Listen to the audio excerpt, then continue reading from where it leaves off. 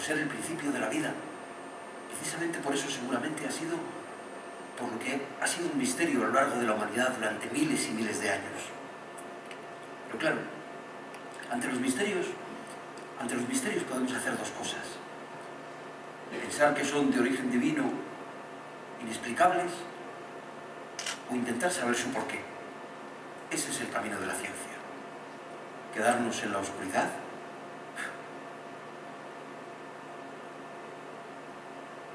o tratar de buscar la luz. Nosotros hoy sabemos que el Sol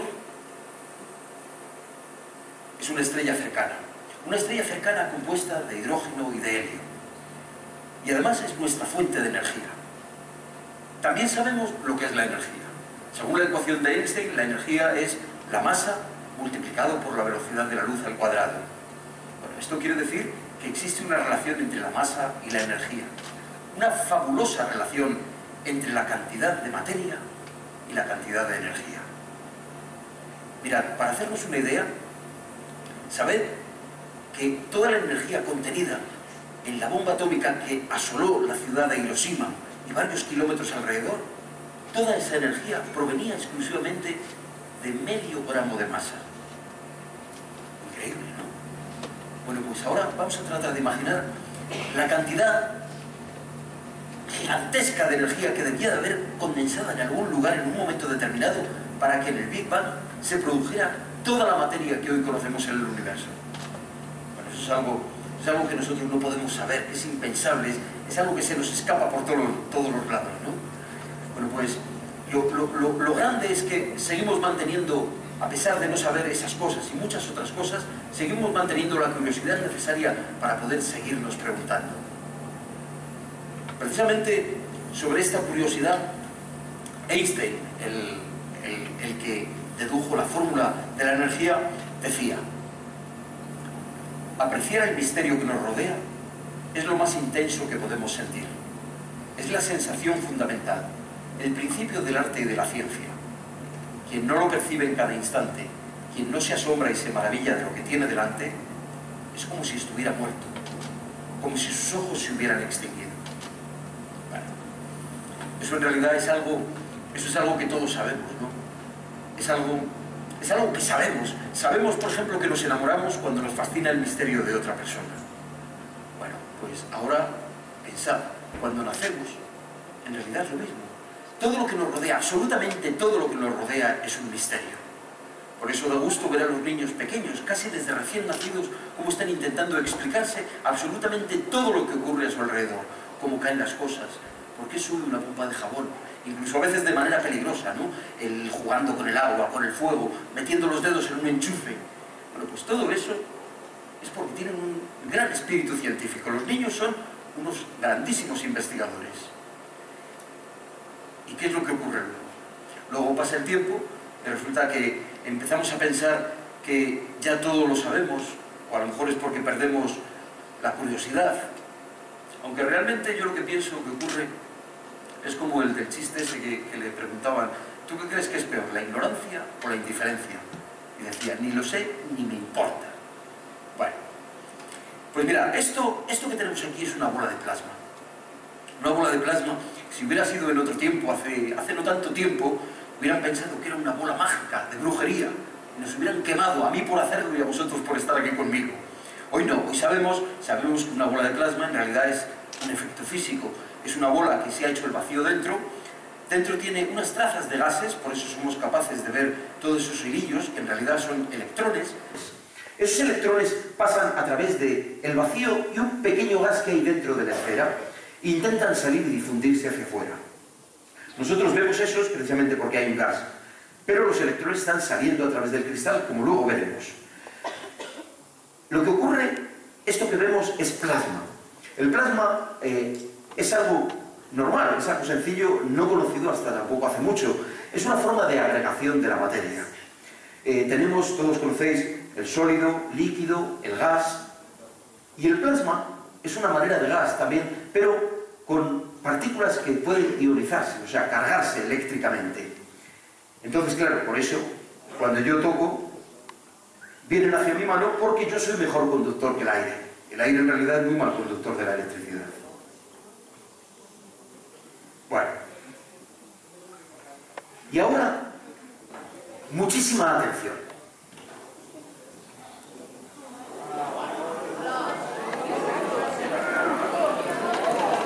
Atención y mirad lo que pasa.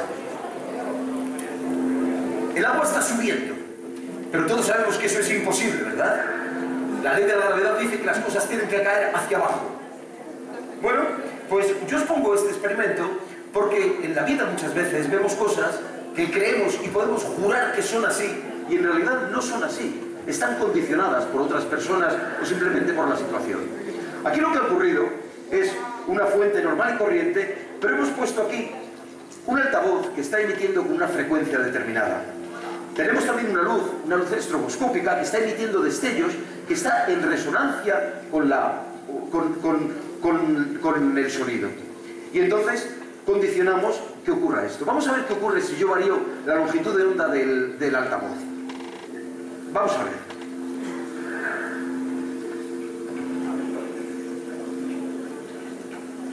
Ahí vemos que sube cada vez más rápido el agua. Incluso podríamos hacer una cosa. Podríamos dejar las gotas absolutamente paradas en el aire. Bueno, muy atentos porque en la vida ocurren muchas situaciones como estas. Hay que saber realmente qué es lo que ocurre con todo alrededor para realmente poder decir ocurre o no ocurre. Pues exactamente igual que esto, nuestro pequeño sol tampoco es un misterio. Nuestro pequeño sol que tenemos allí, en realidad, está puesto aquí para que vosotros entendáis lo que son los misterios de mantener un sólido flotando en el aire. Un avión. Bueno, claro, todos habéis pensado, ¿no? Esto tiene un chorro de aire que sale por abajo, ciertamente, y entonces eso lo sujeta. Pero, ¿habéis pensado que si realmente solamente ocurriera eso, la bolita esta saldría disparada hacia arriba? Ocurre algo más complejo y también algo más sencillo. Mirad, el aire sale desde abajo y cuando choca con la bola tiene que rodearla y para poder juntarse otra vez arriba tiene que coger más velocidad por aquí. Entonces pasa muy rápido y al juntarse aquí crea una zona de baja presión y la baja presión lo que está haciendo es absorber la bola hacia arriba. O sea, no está apoyada en el chorro de aire sino que está absorbida, exactamente igual que las alas de un avión.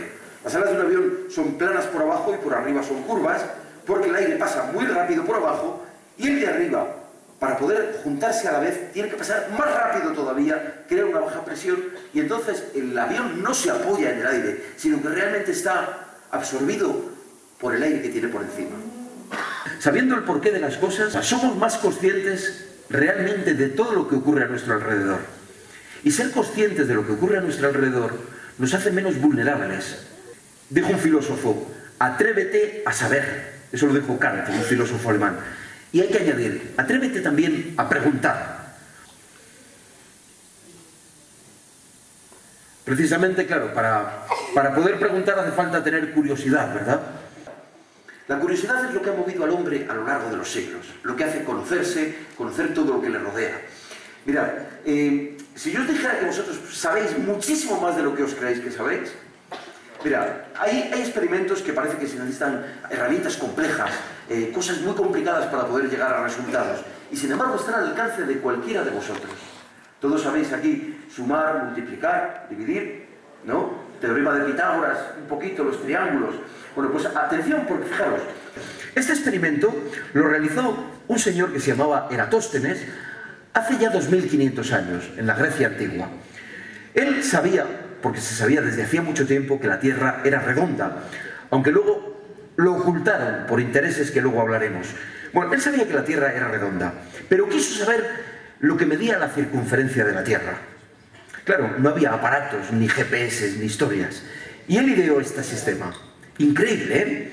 Él vivía en una ciudad que se llamaba Alejandría, esto es el mar Mediterráneo, el Mar Rojo, Egipto, el río Nilo, en la ciudad de Alejandría, y puso una vara clavada en Alejandría totalmente vertical, y puso otra vara en Siena, y después midió la distancia que había de un sitio a otro con una manera muy sencilla, con un carro dando vueltas, contando las vueltas que había dado la rueda del carro. 800 kilómetros. Exactamente así funciona el cuentakilómetros de un coche, o sea, pero sin burro, con un motor. Atención, él hizo esto y entonces esperó al día del solsticio de verano, que caen los rayos sobre el Ecuador, cercano a Siena, pues muy rectos. Y entonces se dio cuenta, si la Tierra hubiera sido plana, hubiera ocurrido esto. ¿Veis? No hay ninguna sombra, porque el Sol cae absolutamente plano. El que ocurra que en unas zonas de la planeta haya más sombra y en otras menos, es precisamente porque la Tierra es redonda. ¿Veis? Si yo ahora curvo esto, como si fuera redonda, en Alejandría sigue sin haber sombra. Y sin embargo en Siena ha aparecido una sombra. Muy bien, esto ya demostraba que la Tierra era redonda de nuevo. Pero ¿cómo saber la circunferencia? Pues aquí está el genio de Eratóstenes. Él cogió y calculó el ángulo que formaban estas dos varas. A partir de la sombra que daba, hizo una triangulación y calculó el ángulo que se formaría en la parte de abajo sobre el centro de la circunferencia. Bueno, pues él calculó que ese grado, que los grados eran 7 grados exactamente. Ahora, dividimos 360 grados de la circunferencia entre 7 y nos salen 50 partes de 7 grados. 50 partes de 800 kilómetros, que es lo que había medido él. 50 kilómetros por 8, por 800, 40.000. 40.000 kilómetros, que son exactamente lo que hoy se sabe que mide la circunferencia terrestre. Increíble, ¿no? Solamente con 2 palos, con el Sol y con una triangulación. Bueno, vamos a ver ahora qué tal andáis vosotros de ciencia, ¿vale? Mira, vamos a hacer... Yo os voy a preguntar algo que creemos que sabemos y luego resulta que no sabemos tanto, ¿no? Esto es la Tierra, ¿sí? Es claramente la Tierra, y esto es la Luna. Esto está a escala, realmente la Tierra es así y la Luna es de este tamaño. Ahora yo os pregunto, ¿a qué distancia pongo la Luna realmente a escala? ¿Cómo estaría? ¿Aquí? ¿Dónde? ¿Más cerca? ¿Aquí? ¿Aquí? ¿Cuánto de lejos? ¿Como de aquí a la pared? Muy bien, vamos a ver una cosa. Coge esta pelotita, por favor. Toma. Muchas gracias. Y ahora, espera. Ve por el pasillo. Sí, por favor.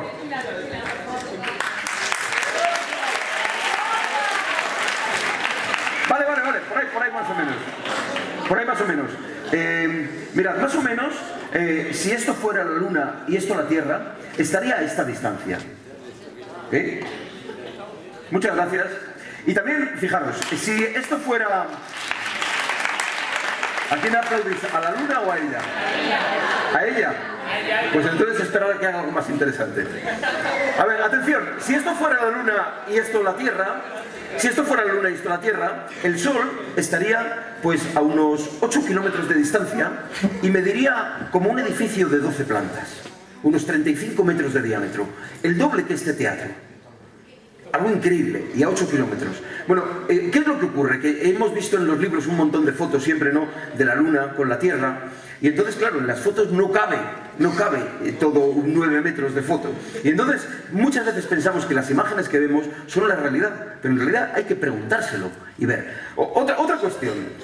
Bueno, todos sabéis más o menos lo que es el hidrógeno, ¿no? El hidrógeno es una parte del agua. Es el átomo de hidrógeno es el átomo más pequeño que existe, por una razón. Tiene un núcleo y tiene un único electrón que está en un ámbito, no podemos decir exactamente dónde, ni si gira ni no gira, pero el electrón está por allí.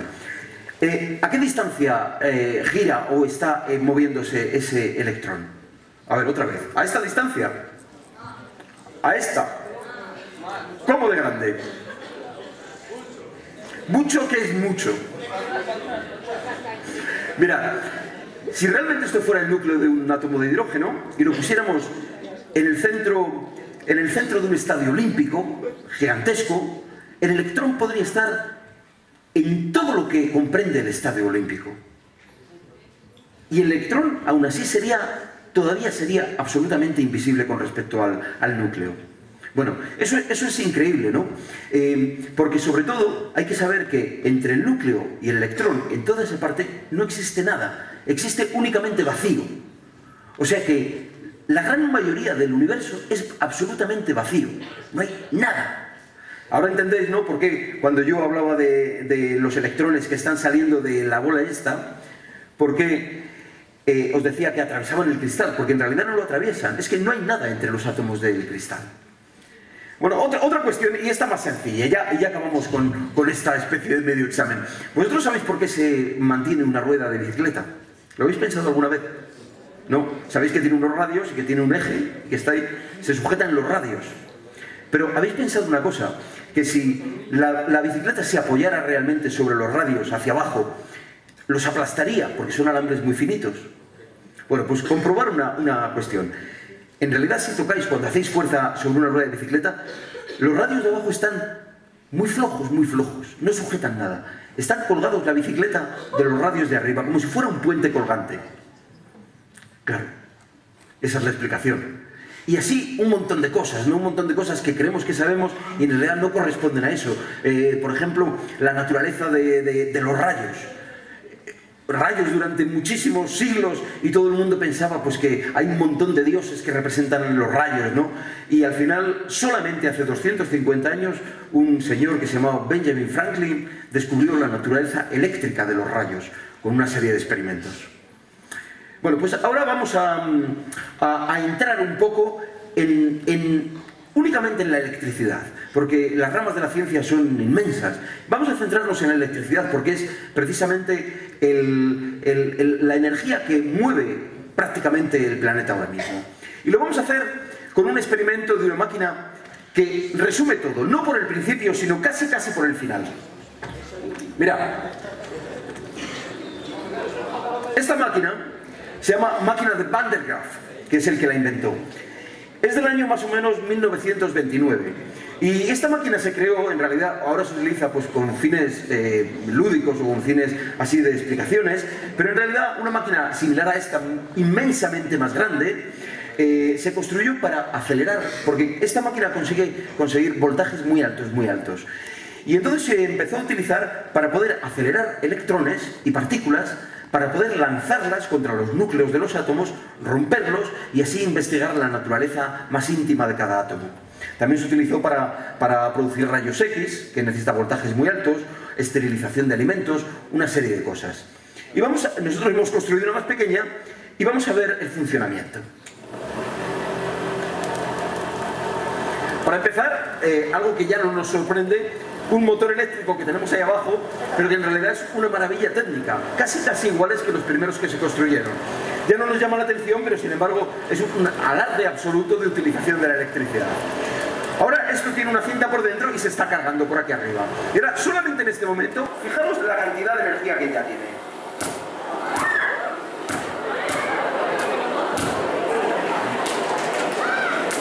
Bueno, calculad que la energía que tiene esta máquina, por los 15 centímetros, cada centímetro tiene unos 20.000 voltios. O sea, en unos 10 centímetros tiene 200.000 voltios. Voltaje. Bueno. ¿Alguien quiere probar? Vamos a seguir con esto.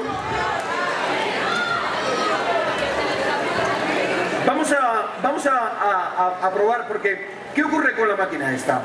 Está discriminando electrones y protones. Por una parte, las cargas positivas se están yendo a tierra y entonces esto se carga de una única carga. Por eso mismo, como yo estoy conectado a tierra, esto está tan cargado que tiene que saltar para irse afuera. Vamos a ver ahora, si yo coloco esto aquí, ¿qué ocurre?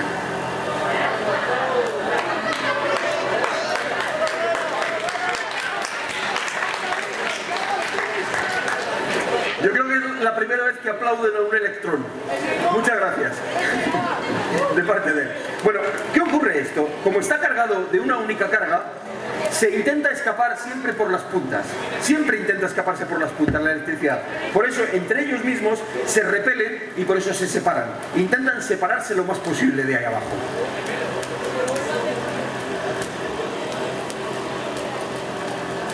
Vamos a hacer ahora otro experimento con esta máquina y vamos a utilizar estos envases de aluminio. Esto va a funcionar, a lo mejor no lo habéis oído nunca, como una jaula de Faraday. En realidad la electricidad, cuando va por un cable, nunca pasa por el centro del cable, siempre va por la parte exterior, siempre intenta irse. Y esto también se va por la parte exterior, por eso no se electrifican todos a la vez, sino que va a ocurrir lo que vais a ver.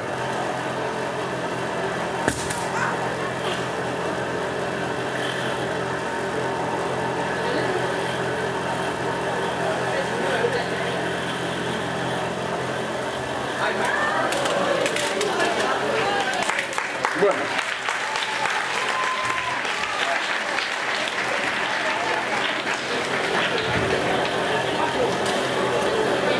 Vamos a ver otro experimento para que veáis cómo las cargas cambian de signo de uno a otro.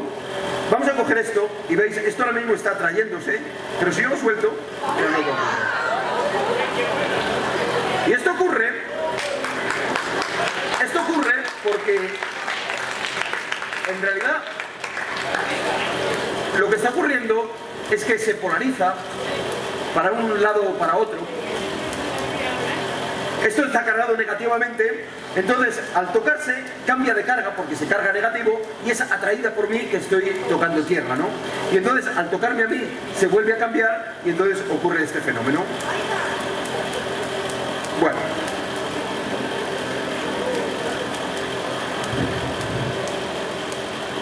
Otra de las cosas que podemos ver con la máquina esta es el poder ver la electricidad por inducción, o sea, sin necesidad de cables.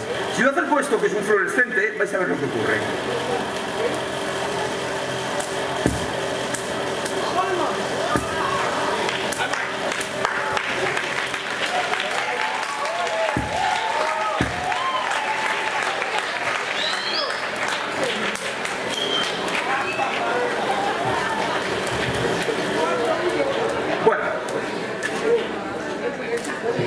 Vamos a seguir todavía haciendo otro experimento. Además, este es un experimento que realmente reproduce la utilidad que tenía este aparato cuando se construyó. Os decía antes que se utilizaba para acelerar partículas para poder conseguir altos voltajes y poder romper los núcleos. Hombre, nosotros no tenemos aquí un acelerador de partículas diminuto, pero tenemos uno de macropartículas. Lo voy a conectar ahora. Primero, esta la vamos a poner a tierra para que descargue. Aquí. Y esta otra la vamos a colocar a la máquina.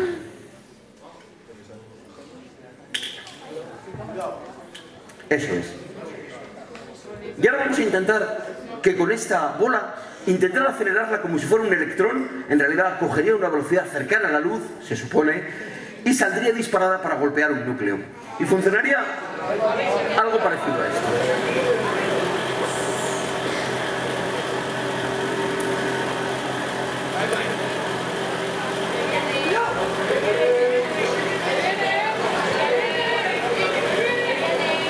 Esto, según fuera cogiendo carga, iría acelerándose cada vez más y evidentemente esto es una reproducción, pero el sistema es exactamente el mismo.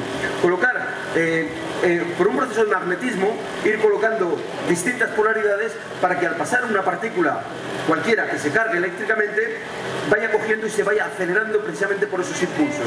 Y los aceleradores de partículas que funcionan hoy, que miden kilómetros, miden veintitantos, 25, 30 kilómetros, en realidad van por un túnel en el vacío para que no haya rozamiento, tienen en realidad el mismo sistema funcionando como si fueran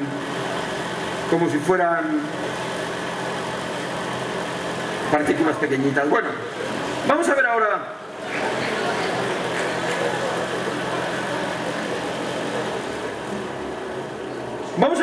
otro experimento ya para acabar con esta máquina. En realidad, esta máquina os decía que resumía un poco todos los avances, ¿no?, que hay sobre la electricidad, porque estamos viendo que es electricidad y magnetismo, el electromagnetismo, que son dos ramas que están indisolublemente unidas para poder explicar estos fenómenos eléctricos y magnéticos. Bueno, eso lo veremos luego. Ahora vamos a utilizarla, ya que la tenemos aquí, para reproducir un experimento que ideó un señor que se llamaba Volta, el que inventó la pila de Volta, que también veremos luego, Pues este señor creó este aparato que se llama pistola de Volta, con una intención. Él quería saber la naturaleza de los gases.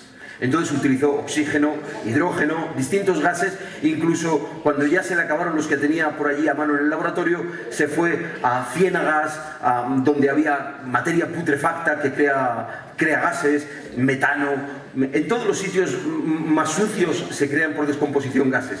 Y él los cogía y los metía en esta botellita, y para saber la naturaleza lo que hacía era provocar una explosión y medir el grado de explosión para ver la capacidad de ignición que tenían los gases. Y hacía así. Nosotros vamos a poner un poquito de alcohol difuminado como si fuera un gas, para que veáis el efecto que produce.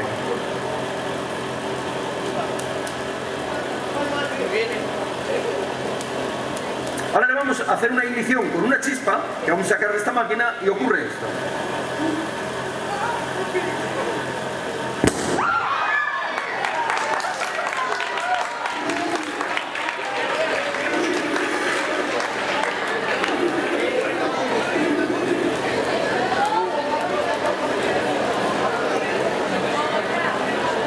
Ahora vamos a repetirlo.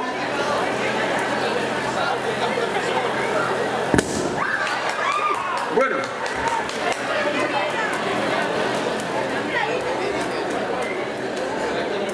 esto vamos a aprovechar también y vamos a ver, porque en realidad esto que hemos hecho, aunque ya lo hizo Volta en el año 1700 y pico, no se le ocurrió que esto podría tener más aplicaciones. En realidad los motores de explosión, los de los coches, funcionan de la misma manera. Dentro de los cilindros hay un émbolo que sube y baja, que es el cilindro, y entonces en ese cilindro, en el hueco, con un inyector o con un carburador, se inyecta, igual que yo he puesto el gas, se inyecta gasolina. Y entonces hay una ignición, igual que hemos hecho aquí, como si fuera una bujía, lo prende y pega una explosión tan tremenda como esta. Entonces esa explosión hace mover hacia arriba el cilindro, mueve una biela y eso hace un movimiento circular, pues igual que una máquina de vapor, ¿no? Bueno, pues ahí hemos dejado esta máquina de Van der Graaf, y ahora vamos a continuar, pero ahora vamos a retomar un poquito y vamos a ver desde el principio lo que son los avances de la electricidad y ver un poquito el camino que siguió hasta llegar a la gran maravilla que tenemos hoy, ¿no? Que hoy la electricidad nos hace poder manejar infinitas cosas, cada vez más, sorprendente año tras año. Bueno, pues vamos a ver cómo empezó todo. Evidentemente, igual que en filosofía, igual que en muchas materias, en Grecia se hicieron muchísimos avances. Un señor que se llamaba Tales, de un pueblo que se llamaba también Mileto, se conoce como Tales de Mileto, no porque fuera su apellido, sino porque era el sitio de donde era.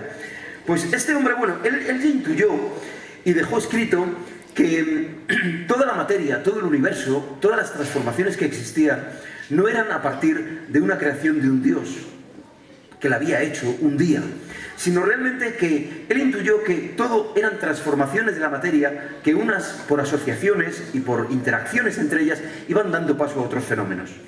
Bueno, pues entre todos sus estudios, una de las cosas que él vio fue con un trozo de papel ligero y con un trozo de ámbar. Él, lo habéis visto miles de veces, ¿no? Él acercaba esto y vio que realmente tenía una capacidad tremenda de acercamiento.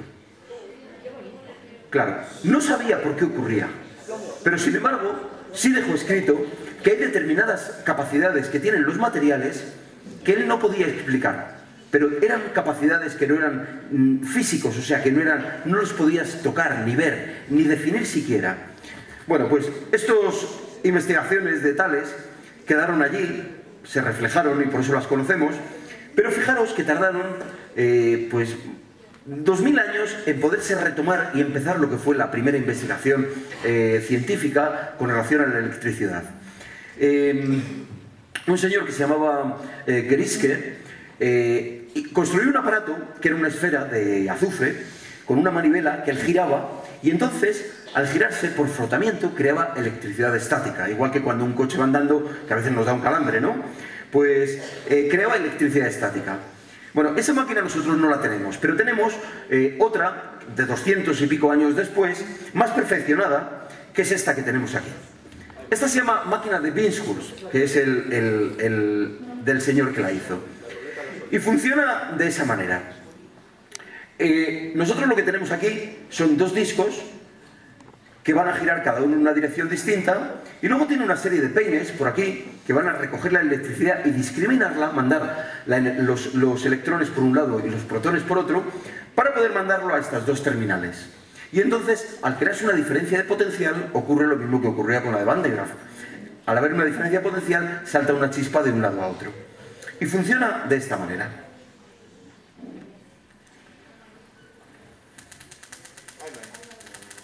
¿Veis? Ahora mismo la máquina está generando ya.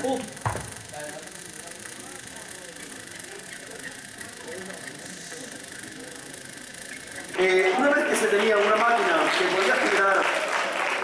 podía generar una corriente continua de electricidad, una corriente, un fluido, ya podíamos hacer experimentos con ella para poder empezar a investigar la naturaleza de la electricidad. Bueno, pues vamos a mostraros aquí dos experimentos que hemos acoplado nosotros a esta máquina. Primero, en este aparato, haciendo honor también a Benjamin Franklin, que fue el primero que empezó a intuir la electricidad, y vamos a conectarla aquí. Esta máquina se llama las campanas de Franklin. Y funciona. Ocurría más o menos esto. Imaginaros que esto es una nube positiva, una nube negativa, y entonces de repente se pone en marcha la tormenta.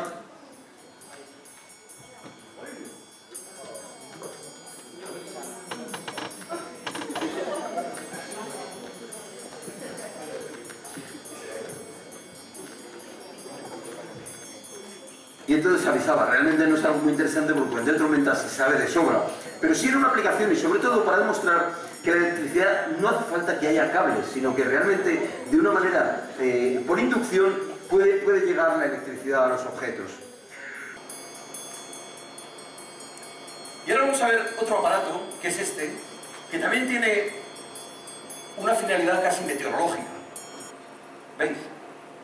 Ahí hemos metido unas bolas, que son metálicas, son de aluminio, pesan un poquito, y veis, arriba tenemos un polo, y abajo tenemos otro polo, y se repelen y suben y bajan, exactamente igual que harían estas bolas de granizo, para después convertirse en esas bolas terribles que destrozan coches. Suben y bajan. Cuando suben arriba tocan el polo de arriba y caen hacia abajo, y al caer se cargan de la polaridad distinta y vuelven a subir atraídas.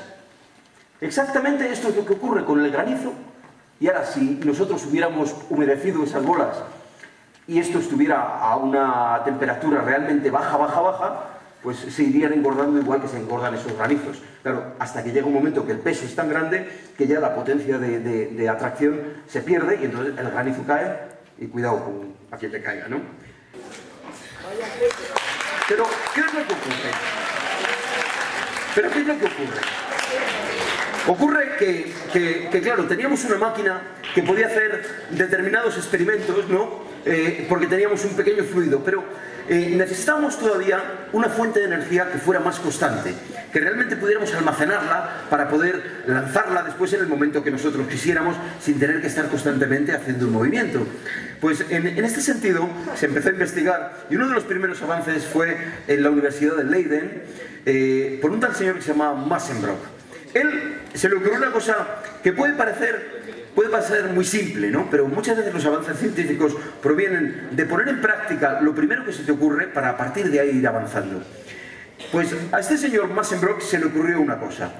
Como la electricidad, incluso hoy se la sigue denominando que es un fluido, él cogió una botella, la llenó de agua y dijo, pues si es un fluido, lo que voy a hacer es mezclar el fluido con el agua. Y entonces cogió la botella, la puso en una mesa y cogió una máquina similar a esta y empezó a darle vueltas y a intentar mezclar la electricidad con el agua. Claro, no ocurría absolutamente nada, no pasaba nada. Bueno, pues como el hombre seguía intentándolo, en una ocasión él tenía la botella colocada en la mano y entonces hizo lo mismo, empezó a cargarla con la máquina.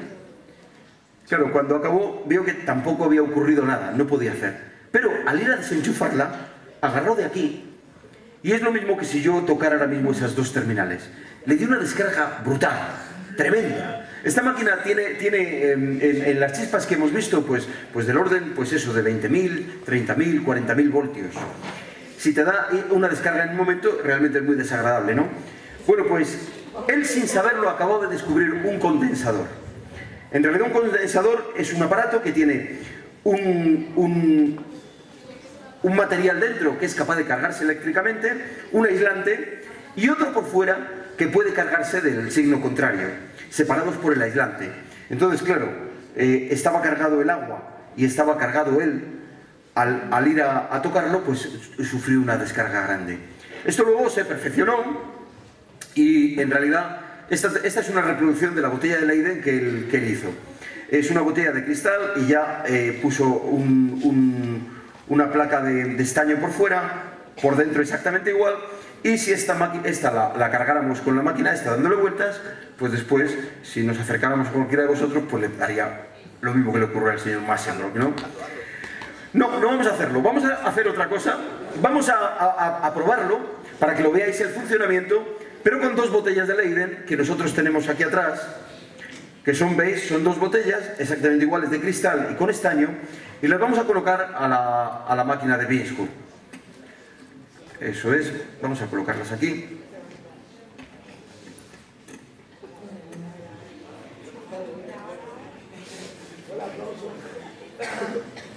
Aquí bien conectadas, y ahora vamos a ver que a diferencia de antes que estaba dando una sola chispa en un sentido, ahora vamos a ver qué es lo que ocurre.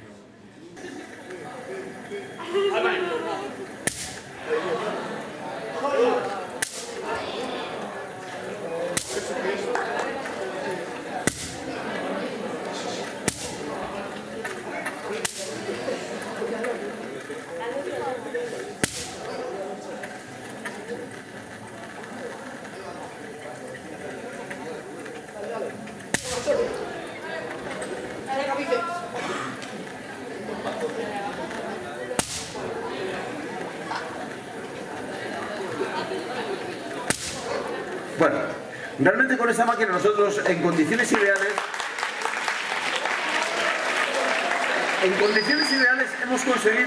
hemos conseguido chispas de hasta 15 centímetros. Ocurre que cuando estamos en una sala cerrada, en un teatro, solamente con la respiración nuestra estamos cambiando las condiciones y ahora mismo el grado de humedad es muy alto, solamente por la transpiración y la respiración. Aún así habéis visto la potencia que puede tener. Pero claro, ocurría que en realidad no se había conseguido mucho, porque teníamos un condensador pero que daba una gran carga pero en un solo instante y se necesitaba algún aparato que pudiera mantener una corriente fluida. La pila de Volta, que es el primer artificio que se consiguió químico para poder crear energía eléctrica, era una reproducción de este aparato. La pila de Volta, él, utilizando casi los mismos materiales que su maestro, al que había visto hacer aquello, utilizaba unos trozos de cobre y unos trozos de zinc.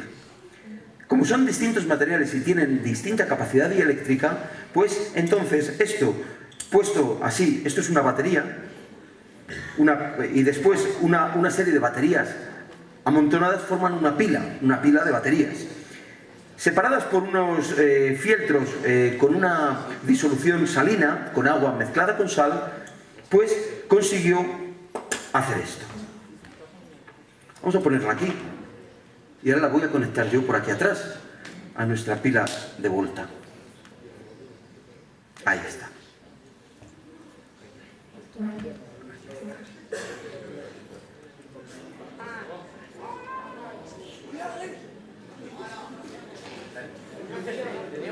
Ahí está. Bueno, por primera vez se había conseguido crear electricidad no de una manera mecánica, sino de una manera química. Bueno, ¿qué es lo que ocurría? ¿No? Que la pila de Volta en realidad tampoco solucionaba mucho, ¿no? Porque era muy costoso, sigue siendo muy costoso. El cobre y el zinc son materiales muy costosos que no traía a cuenta. Sin embargo, había un montón de científicos que sí pensaban que aquello podía ser la solución. un discípulo suyo que se llamaba Humphrey Davy, para demostrar al mundo entero que realmente la electricidad tenía un potencial enorme, diseñó un experimento utilizando 800 pilas de Volta. Las juntó, las puso en un sótano y en un auditorio más o menos como este teatro, juntó un montón de científicos absolutamente incrédulos que no creían en que aquello podía tener ningún resultado y realizó este experimento. Nosotros lo vamos a reproducir no con 800 pilas de Volta, pero sí con unos transformadores de mucha potencia y más o menos reproduce aquel experimento. De esta manera. En el auditorio absolutamente oscuro, y todos no sabiendo lo que iban a esperar, ocurrió esto.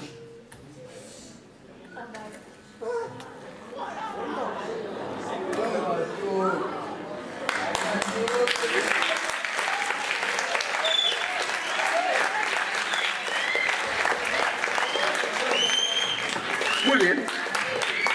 Pues exactamente así fue la reacción de todos aquellos científicos. Entonces todos pensaron que realmente la electricidad podía tener una capacidad tremenda para poder producir energía.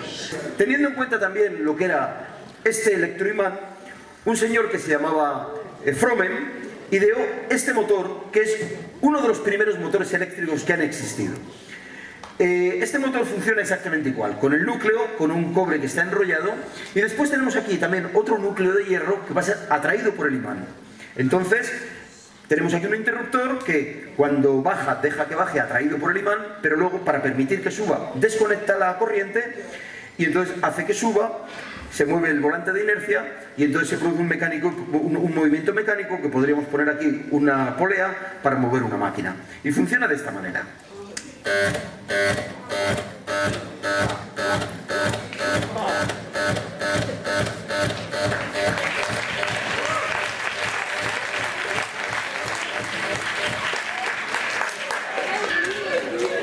Bueno, como veis, el motor se va acelerando y es esto. Lo que ocurre es que este motor en realidad tenía muchas pérdidas, demasiados rozamientos, y el consumo energético para poder hacer esto era excesivamente grande y no funcionó realmente, ¿no? Este aparato se llama bobina de Tesla y es un invento de él que también resume un poco toda su trayectoria, ¿no? Él estaba investigando en una serie de aparatos, sobre todo en ondas no hercianas, o sea, en ondas que no son de radio. Él quería investigar a partir de la transmisión de la electricidad a través del aire, sin utilización de cables. Y esta máquina responde precisamente a eso. Su idea era muy sencilla. Él quería producir electricidad con esta máquina, que ahora os explicaré cómo funciona, mandarla al cielo, a la ionosfera, una capa de la atmósfera que tiene la capacidad de cargarse eléctricamente, cargar la ionosfera de electricidad para que después nosotros, con unos pequeños receptores, pudiéramos recogerla en casa sin utilización de cables, y además su propuesta era que tenía que ser absolutamente gratuita para todo el planeta. Y ahora ya os voy a enseñar cómo funciona este aparato.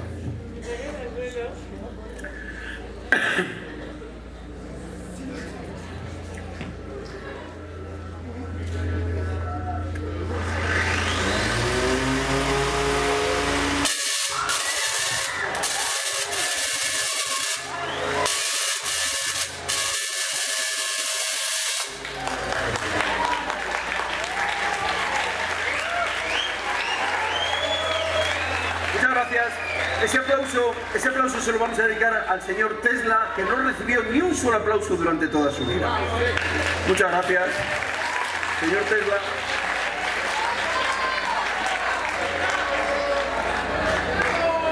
Vamos a hacer ahora una cosa. Vamos a utilizar, ya hemos visto que echa unos rayos tremendos, vamos a hacer un experimento, también en honor al señor Franklin. Vamos a intentar, porque él también, después de descubrir la naturaleza de los rayos, él diseñó lo que es un pararrayos, ¿no? Tan útil. Y ahora vais a ver precisamente la utilidad que tiene un pararrayos. Mirad, vamos a coger esto, que es como una casita. Vamos a conectar una terminal a tierra para que la corriente que surja desaparezca. Y ahora vamos a hacer algo tremendo. Vamos a poner aquí un pararrayos y, para que veáis que es cierto, vamos a echar gasolina aquí.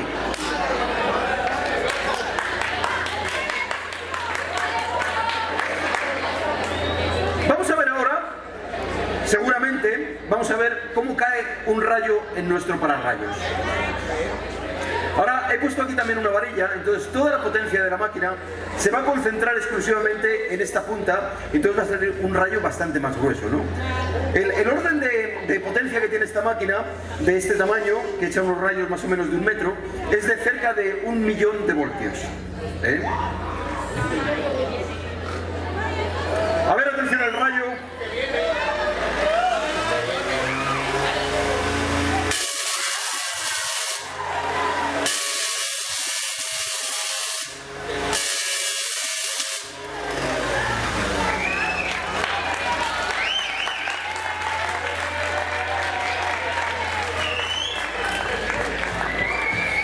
Y ahora vamos a repetir el experimento, pero vamos a repetir sin pararrayos.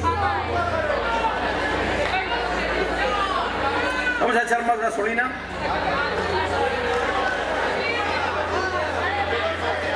Y ahora vamos a ver, para los incautos que no pusieron pararrayos en su casa, lo que les podría pasar.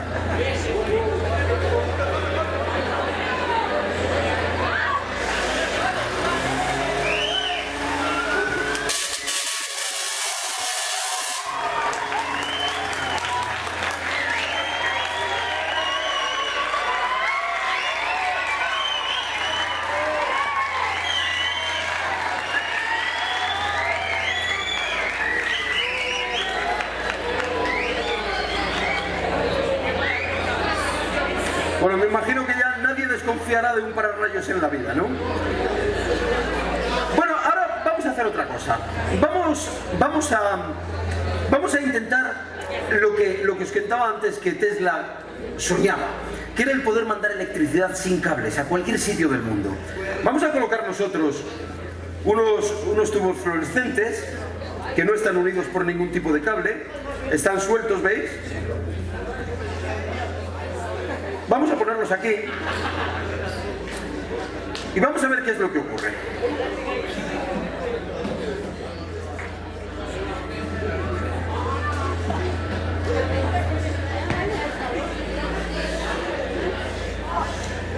¿Seremos capaces de encenderlos? Vamos a ver si tenía Tesla razón.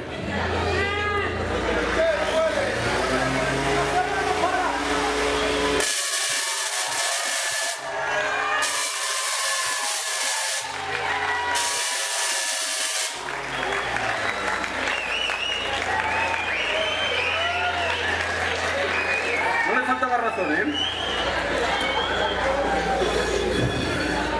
Bueno, vamos a ver. Ahora necesito 4 voluntarios. A ver, espera tú. Y tú también. Y a ver dónde está tú. Tú. ¿Y tú? ¿Quieres? A ver, quedaros aquí. Sí, aquí de frente. Poneros en el borde. No. En el borde del escenario mirándose el uno al otro. Vosotros en aquel lado. Ahí, mirándose el uno al otro. A ver, uno más, tú. No va a pasar nada. Ahí, en el borde del escenario. Poneros igual que ellos en el borde.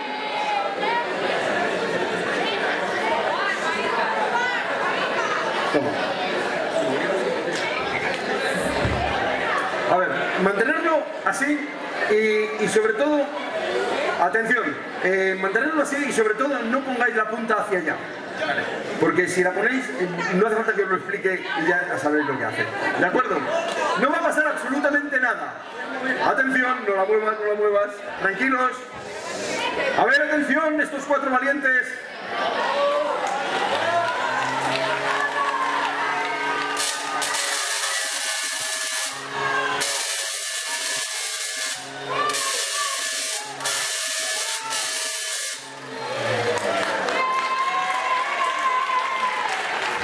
Muchas gracias. Bueno, ya habéis visto que realmente Tesla tenía razón, ¿no? Y que era posible el poder hacer estas cosas. Vamos a hacer ahora ya, para finalizar, otro experimento, y ya para acabar esto como una fiesta.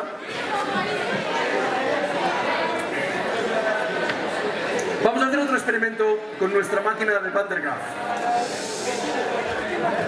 Vamos a desarmar la bobina de Tesla. Realmente Tesla fue un genio que durante mucho tiempo no, pero por ejemplo los mandos a control de radio control también son producto de él. Y cerca de 700 patentes, algo increíbles, ¿no? A ver, voy a echar esto para acá un poquito. Y vamos a volver a poner nuestra máquina de Van der Graaf.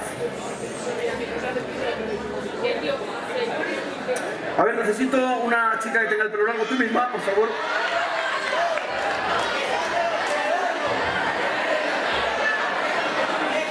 Muchas gracias.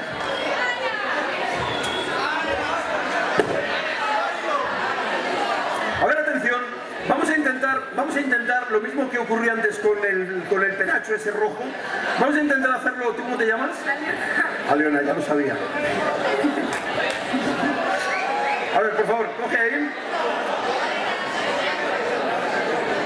Y vamos a ver qué pasa con Aliona. Los pies bien juntos en el centro, más allá, ahí. Y atención.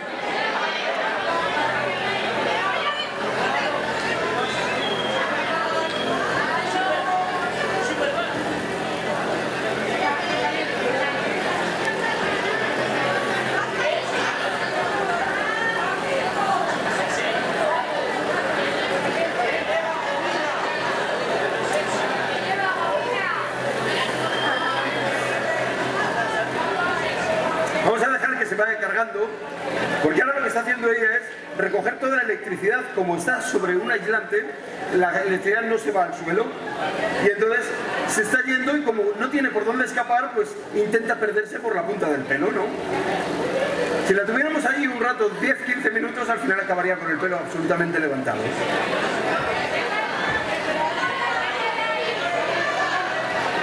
Ahí está.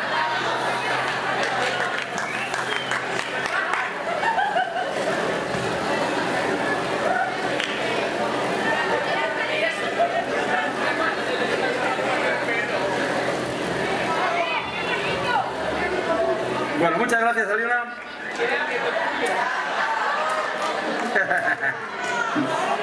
Bueno, amigos.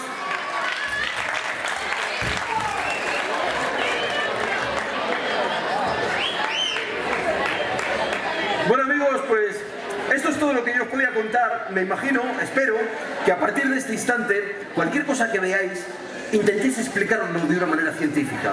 Realmente, cuanto más conocemos, intentamos buscar explicaciones, somos más libres. Muchas gracias, amigos, y hasta muy prontito. Muchas gracias.